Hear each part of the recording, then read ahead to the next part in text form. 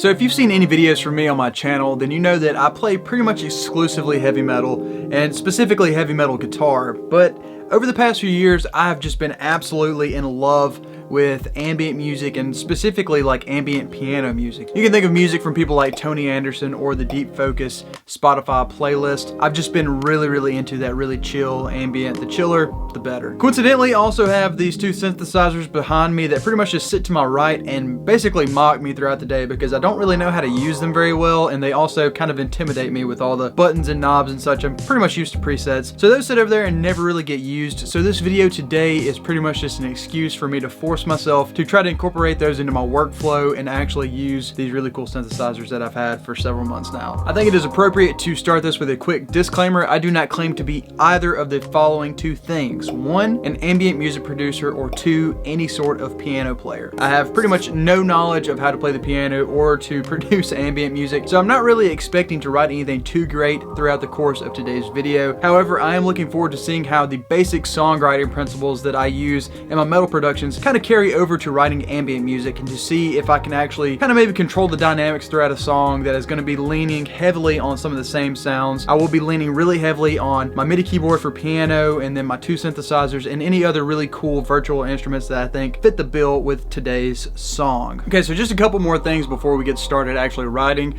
Like I said earlier, I have absolutely no knowledge of how to play the piano or any kind of music theory knowledge, so I plan on having to use some pretty modern producing techniques to kind of work my way through this song. And that's why today's video is sponsored by Use the MIDI Chord Pack.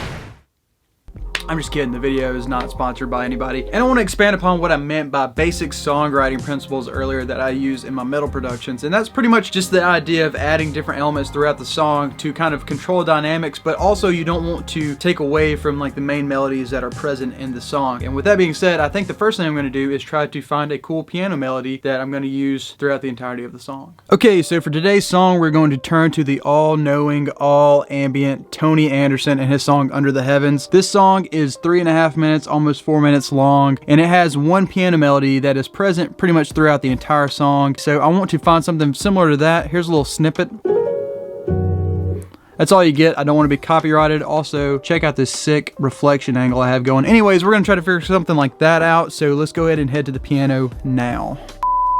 Okay, so it is like an hour and a half later, maybe 2 hours, and I've decided it is time to have a difficult talk with myself. I am not capable of writing one of these songs on the spot. So I had my camera set up and I was in Logic trying to basically write an ambient piano song just on the spot for the camera, and I just had some form or fashion of writer's performance anxiety or something, and just nothing good was happening. So I turned the cameras off for a while, and this is what I came up with. So we're about to hop into Logic and take a look at it after the fact. So I'm sorry I wasn't able to capture myself actually recording the song, but I do want to take a look at it in Logic and break down some of the stuff that I did and show you guys what we came up with. I'm here in Logic, and I just want to quickly go over the different layers that I added throughout this song. It's the same piano chord progression and melody throughout the whole song, and then I wanted to add layers as it went on to kind of bring it to this big apex with some cymbals and whatnot, and then have it die off. And that's kind of the main idea. So it's not necessarily structured like a normal song with verses and choruses and stuff like that. So let's go ahead and hop into Logic and take a look at what I did. Let's take a look at first this very first track that is called Piano Chords, and it sounds like this.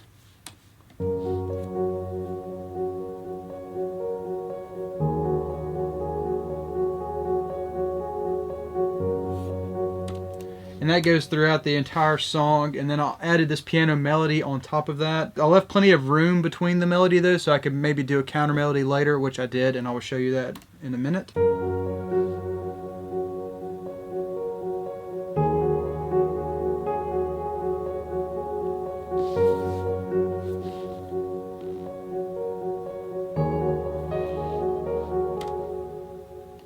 And as you can see, those two tracks are going throughout the entire song, but also something that is going throughout the entire song, even at the beginning and the end, is this pad. And it just sounds like this by itself. And it's just playing these two notes right here, following like the bass notes that I have.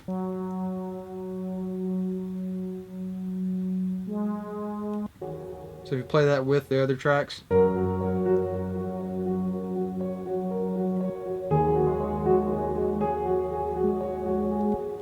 Just kind of adding a little bit of an atmosphere, and I just took a lot of high end and some low end off of that. So here you'll see this just says layer right, and I was just wanting to start panning some stuff because these two piano tracks are stereo, but this pad is a mono pad, and then the kick is mono, and the let's see, I think this melody line is also mono, but with some ping pong delay, and the bass is also mono. I didn't run the synth stereo for whatever reason, but I was almost all the way through with the song whenever I realized I probably should have done that. So I added some layers to start doing some panning, and this is what this layer sounds like by itself.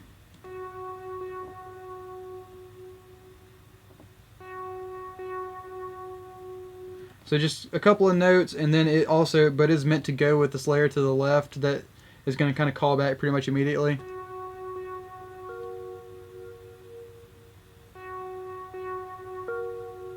So that's kind of just a cool texture that layers up really well with this piano chords and the pad.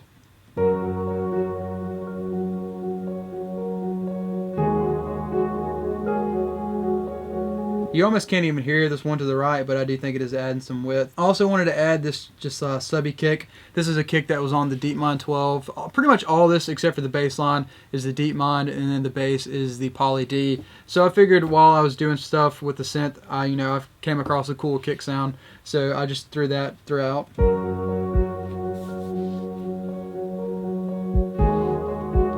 And I added some more percussion-y stuff toward the end of the song, but I liked having that to drive a little bit of energy throughout the rest of it. So we have two sections with only the piano and the pad, two sections with piano, pad, and the layers, and then I also started to throw in that counter melody that I was talking about. Let's listen with just the piano and the counter melody.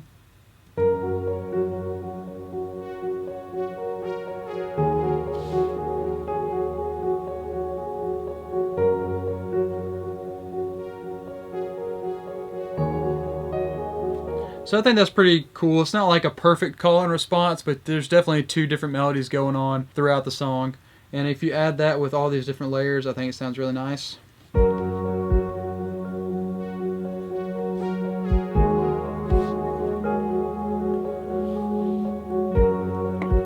And although I did record that in mono, I have this little micro shift on it, but it is also being sent to an H delay, which is a ping pong delay. So when the counter melody comes in, I also introduced this bass, which the bass by itself, it is also just droning on these two notes that the pad is droning on.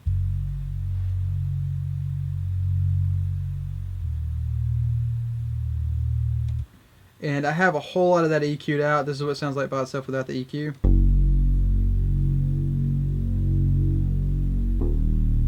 Add all that together and it is sounding pretty cool already.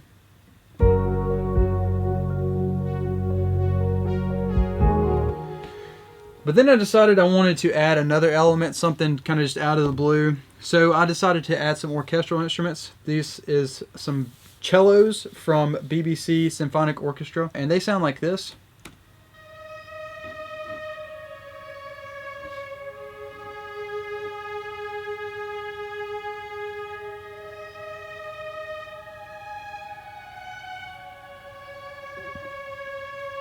So those have a section by themselves, and then some French horns come in doing a very staccato, just kind of like I think it's on the one note, and they're just kind of poking in.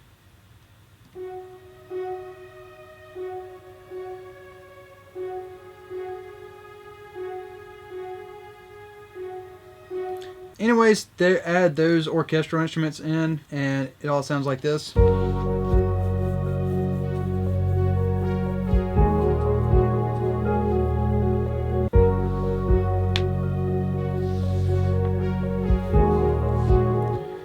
And so the horns and the strings are a little out of left field, and the song could probably do without those, honestly, but I kind of like the way they sound, and I'm always looking for an excuse to add some orchestral instruments. So after that, I wanted to add Apple Loops has this one really big tambourine that sounds pretty cool, so I wanted to add that. And I've got a lot of the high end EQ'd out of that. This is what it sounds like without the EQ. And to kind of help get into that, I added some reverse cymbals and then a crash. And I have those, a lot of high end and low end EQ'd out of those. And I've got some Valhalla vintage verb on that. And they sound like this by themselves.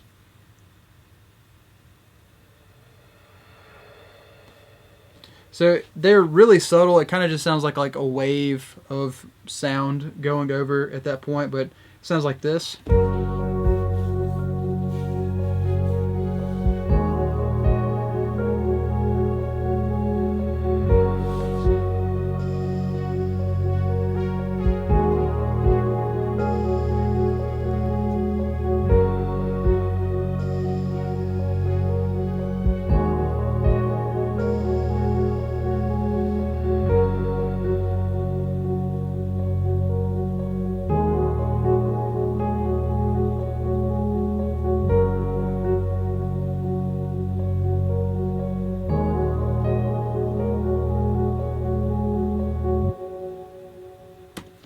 And you can see I take it back down to just 4 layers, the bass, the pad, and the 2 pianos at the end to kind of finish it off. If I were to make this a full song, I would probably eventually change up the chord progression somewhere in there and maybe take out some more layers and re-add them later throughout the song. So as a metal guitarist with no prior experience on writing ambient music, this is kind of what I came up with at the end of the day. It's not perfect, but you know, it's kind of cool and it was a fun experience. Let's go ahead and wrap up the video. I hope you guys enjoyed today's video, and if you did, please do hit that like button as well as the subscribe button, and I will see you guys in the next video.